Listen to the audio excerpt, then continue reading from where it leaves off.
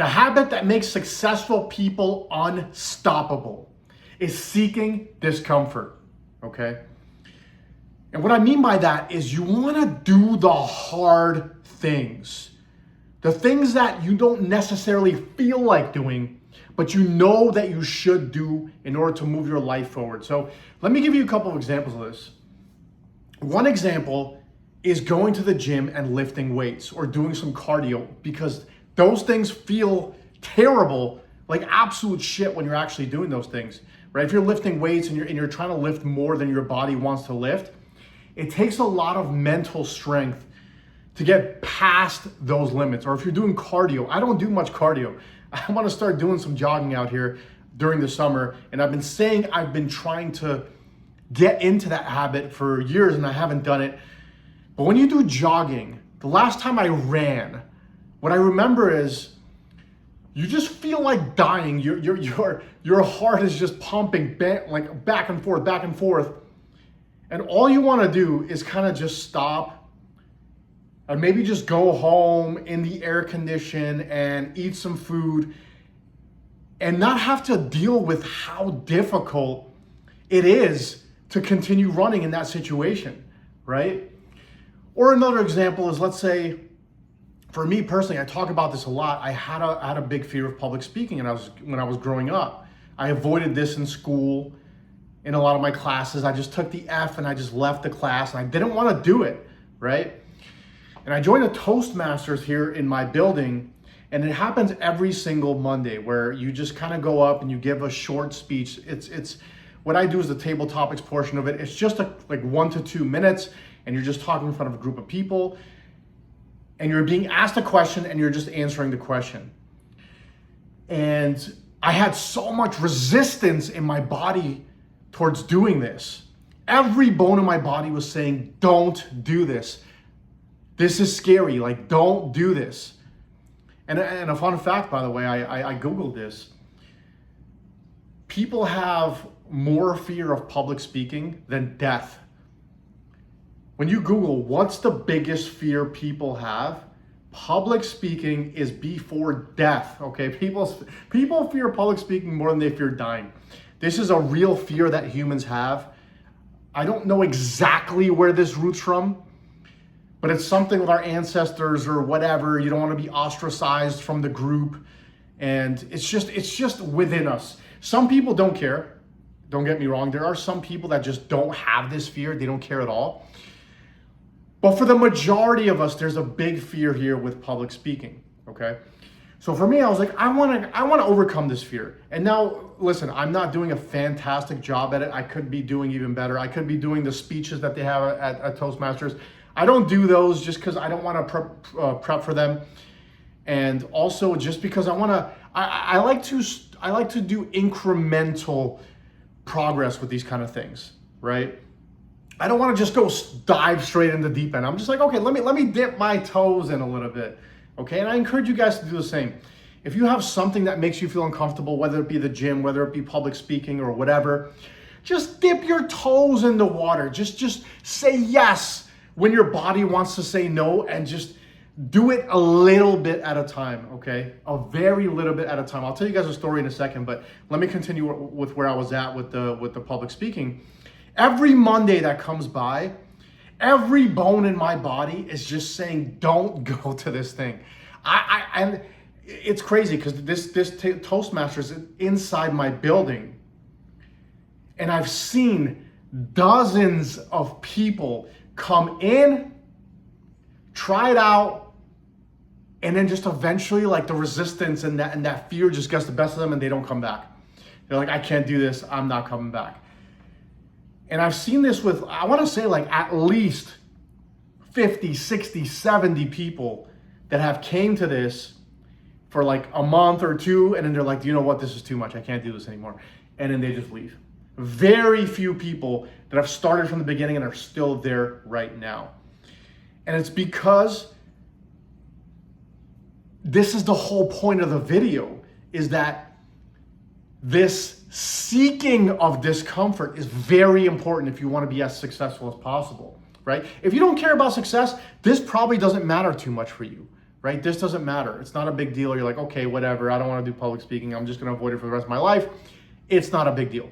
But if you're going towards success, this stuff is important, right?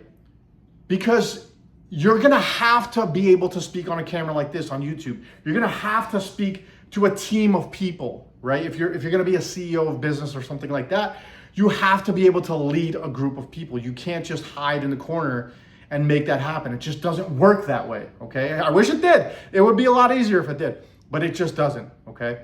So the seeking of discomfort and expanding of your comfort zone is so important in your growth.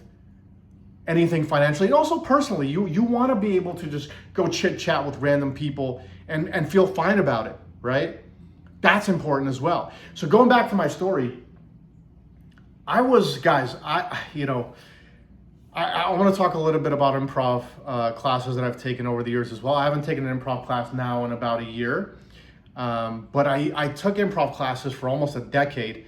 That's a whole nother beast. Okay, it's similar to the Toastmasters. I'll get into this right now actually, and then I'll loop around with what I was going to say before, which is really important. When I was taking improv, I had known I have this big fear of public speaking. And I remember I hired a public speaking coach because I was running a business, Team 651 Poker, and I wanted to be very comfortable public speaking because I coach in group settings sometimes and things like that. So I want to be as comfortable as possible when I'm talking to a group of people. Now, this never gets super easy. I'll tell you that right now. Like even now till this day, my heart's beating out of my chest anytime I have to do any kind of public speaking. It's just my nervous system kind of reacts the way it wants to react. But it feels a little bit less intense than it used to, right? So when I first took these improv classes, like I said, I hired a coach for public speaking on Skype, okay? And this coach told me, he said, you have to associate fun with public speaking because right now you're so deathly afraid of it. And he said, take an improv class. And I'm not gonna lie, I was so terrified of the thought of taking an improv class. Everything in my body was resisting. I was like, I was like, is there another way to do this? I was like, can I just like work with you and can we just figure this out? And he's like, no, he's like, listen, he's like, you have to take the leap there, you know? And it was crazy because I was like, okay, you know what? I'm just gonna listen to this guy. He was an older guy and I was like, I'm just gonna listen to this guy, okay? I'm just gonna hear him out. Okay, fine. After we had our call, I was like, okay, let me go online and let me sign up for an improv class. And the whole time, even as I was just looking online, just looking at the classes online, I was feeling so much fear. I can't even describe to you guys how much fear was in my body just looking at the website, okay? And I signed up for the class, and it was like a 8-week kind of thing where it's once a week. And I remember so vividly a couple of weeks before the class started, you know, ever since I clicked on the class and started the class, or I clicked on the class to join the class, I paid for it, right? I was having trouble sleeping at night because my whole body was just like, oh my God, I cannot believe I'm gonna do this. I was so scared. I can't even put into words how scared I was, okay? This was like, I wanna say this was like 10 years ago, something like that. Maybe a little bit more, maybe 11 years ago, 12 years, 10 years, I don't know exactly, something like that. And I remember I was like, okay, all right, I said, I'm gonna do it. I'm just gonna do it, okay? I'm just gonna do it. And I remember the day came closer and closer. It was like 2 weeks away from the first day of class. And I just kept feeling more and more fear. I was like, it just got worse and worse and worse. And then 10 days left, 9 days left, 8 days left. It was just getting worse. And I was just like, I remember like getting to the day of and I'm like, I hadn't slept enough because I was so scared throughout the whole thing. Like I said, I wasn't sleeping enough. I was exhausted. I was so afraid of this first class. And I remember the day of, I was like, oh man, I don't know if I can do this. Like I don't know if I can get myself out of my apartment and go to the class. I don't know if I have it in me. I don't know. And I was like, you know what? I paid for that private public speaking coach. I already paid for the class. I'll just go in there and just like see what happens. And God, on my walk there, I was, again, I cannot describe the fear that was in my body. Every bone in my body was resisting, saying like, you can't do this. Like you're gonna die. Like that was a feeling of like, no. But I just kept moving forward, one step in front of the other. I got to class, my heart's beating out of my chest, I'm sweating, like it's just, the whole 9 yards. And I remember the first day of class, it was just terrifying all the way through. It's a 3-hour class, 8 weeks long, once a week, you take the 3-hour class. And most of that first class was just doing like kind of group activities. So I was like, okay, this is not that bad. I can kind of hide in the corners and just kind of do my thing. And there was like these fun games. I say fun, but like fun and fearful, fun and just like scary kind of games to play. And so we did some of that.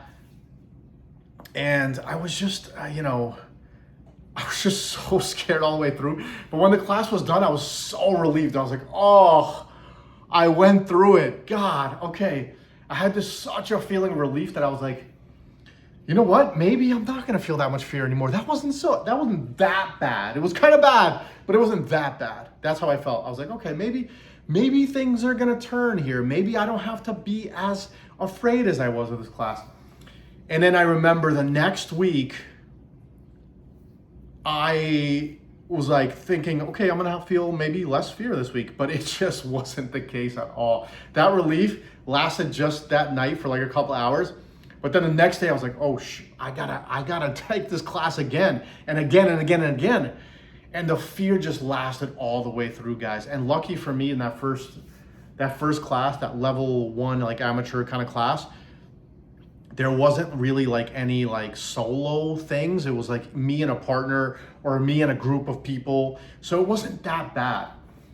And then I got into a Toastmasters. I was like, I started learning about this Toastmasters thing. I was like, I can feel it, because in the improv classes, what I could feel is like that even when we were doing group stuff, I was so mortified of like, what if the teacher calls on me and I have to say something and everyone's just kind of paying attention to me and like it's like a public speaking thing. I was like, I don't know if I can handle this. I really don't know.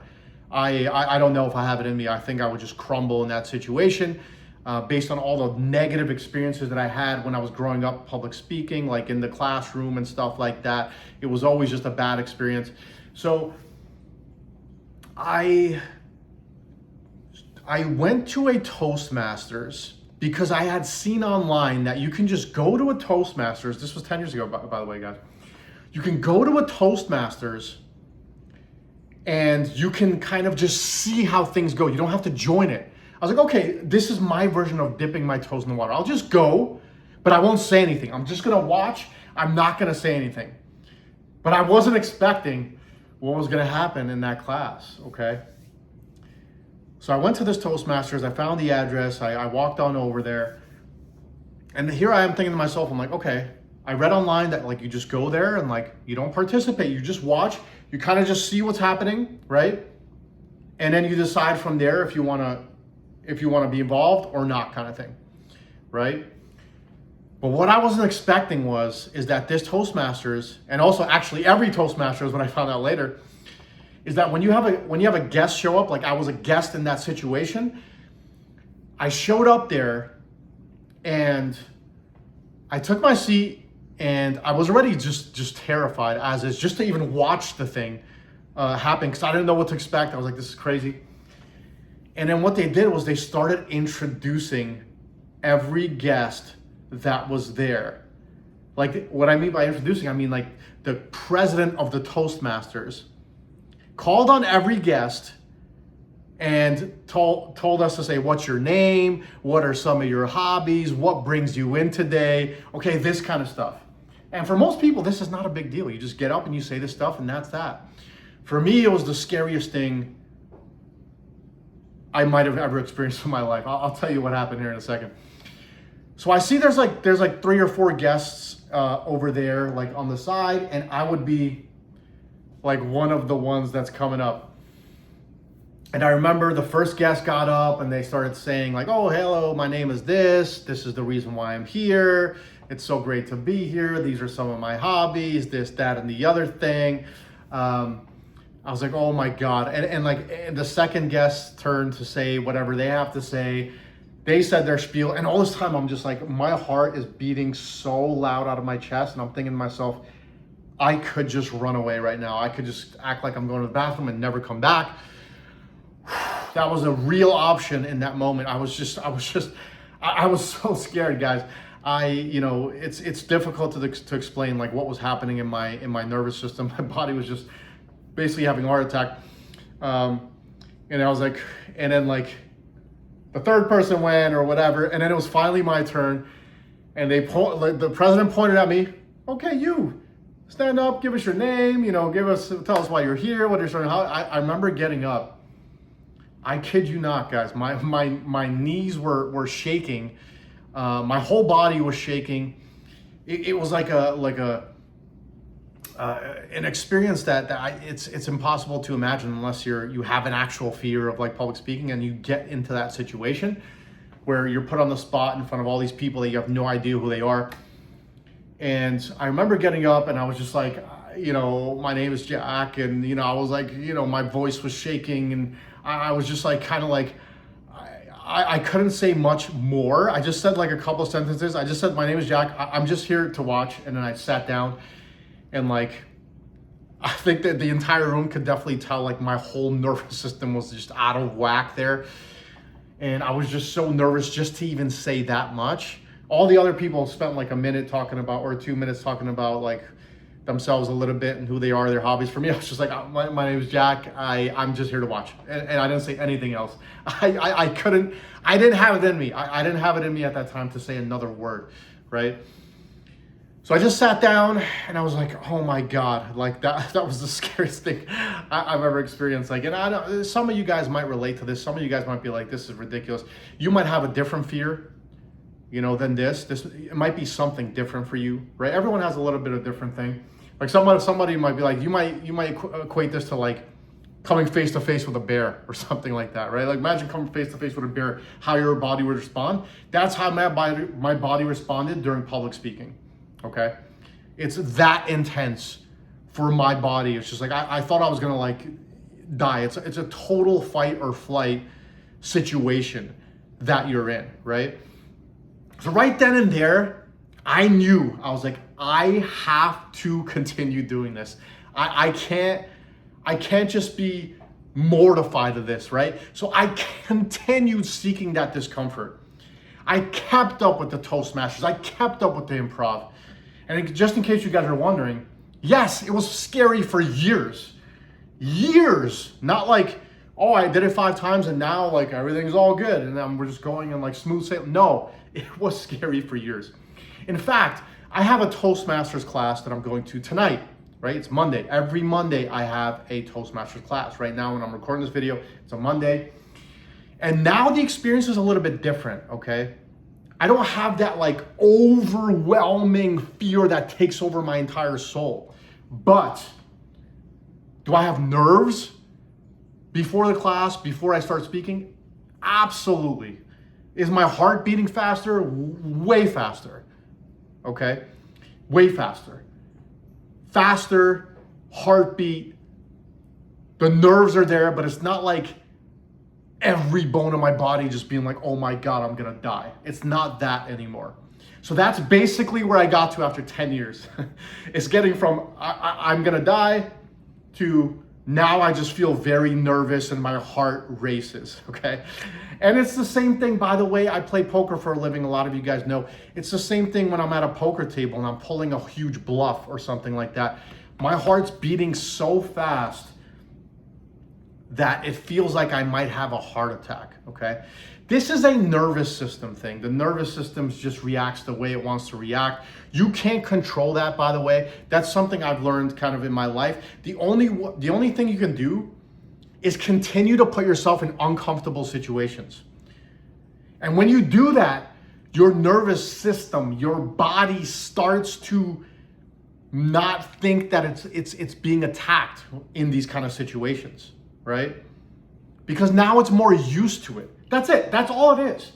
It's just what I've done over the last 10 years is like I've got my body and my brain more used to talking at Toastmasters, more used to doing improv comedy kind of stuff, but I still feel a lot of nerves, okay? Most people, I would say the nerves that I even feel today going to the Toastmasters, they just wouldn't go. Because it just feels like your body's saying no. You're just like, nah, no. But I've learned to just be okay with the body just kind of being afraid. You know, the body and the mind kind of being afraid. So seeking that discomfort is so important for your personal growth, your business growth, who you are as a person, just in general, okay? If you're always hiding from life, then what happens is you avoid all the uncomfortable situations, all of them. So you avoid all the uncomfortable situations, you just stay comfortable, you're just like, I'm just gonna sit on my couch, I'm gonna watch TV. Anything that kind of makes me feel uncomfortable, I'm just not gonna do it. That's when you slowly start dying on the inside, right? You wanna do things that make you nervous, that excite you a little bit.